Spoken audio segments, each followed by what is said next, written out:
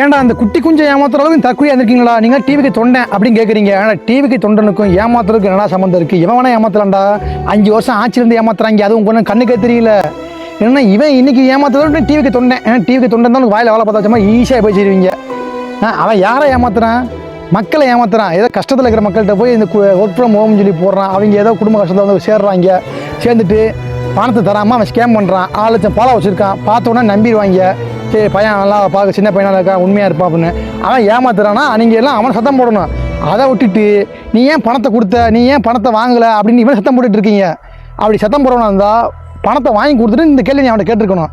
அதை விட்டுட்டு நீங்கள் சும்மா நீங்கள் இவனே சத்தம் போட்டுட்ருக்கீங்க.